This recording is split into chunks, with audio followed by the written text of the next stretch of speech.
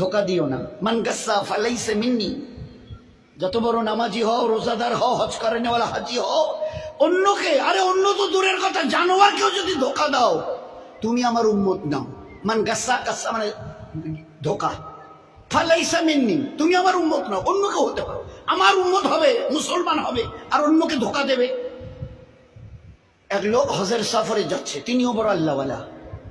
যেতে যেতে শুনলেন এই গ্রামে নাকি একজন বড় আল্লাহওয়ালা আছে। আচ্ছা, তো তার শিষ্য সাগরিদরা বললো, হযরত এখানে শুনছি একজন বড় আল্লাহওয়ালা আছে, তো অন্তত তার একটু দেখা করে দোয়া নিয়ে যাই।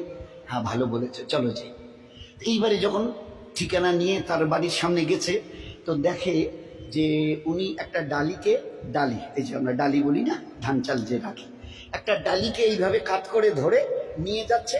তার পিছনে পিছনে একটা ঘোড়া চলে আসছে। ঘোড়াটা মনে করছে আমার মালিকের এই হাতে যে ডালিটা, ওতে আমার ঘাস আছে। আসলে ডালিটা খালি, উনি একটু উঁচু করে ধরে, কাত করে উঁচু করে একটু তুলে যাতে ও দেখতে না পারে, এইভাবে ধরে চলে আসছে। আর ও ঘোড়াটা মনে করছে যে আমার মালিক আমাকে খাবার দেবে বলে ডালিতে আমার ঘাস নিয়ে চলে যাচ্ছে, যাই মালিকের সাথে। এই দৃশ্য দেখার পরে ওই আল্লাহওয়ালা যিনি তার দলবল নিয়ে হজে যাচ্ছিলেন বলছেন, ভাই আমার জিয়ারত হয়ে গেছে, চলো যাই, চলো যাই। তো বলছে, কেন হুজুর, এখন তার কাছে গেলাম না, সালাম মুসাফা হলো না, দোয়ার কথা বললেন না, আপনি বললেন আমার জিয়ারত হয়ে গেছে।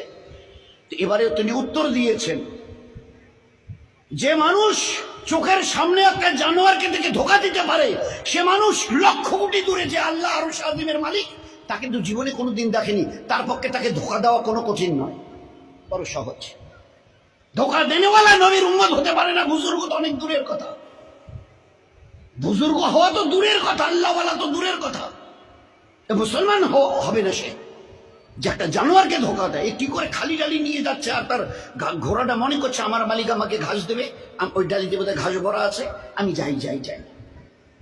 দেখে চোখের সামনে দেখেছি জানোয়ারকে ধোকা দিতে পারে, না দেখা আল্লাহকে সে না জানি কতটা ধোকা দিয়েছে। জীবন কিভাবে তৈরি করা হয়েছে।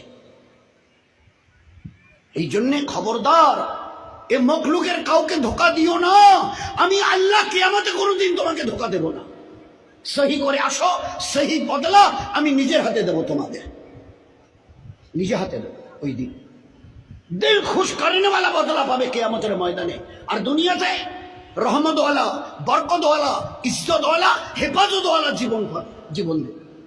এটা আমার ওয়াদা। এগুলো সব কোরআনের আয়াত।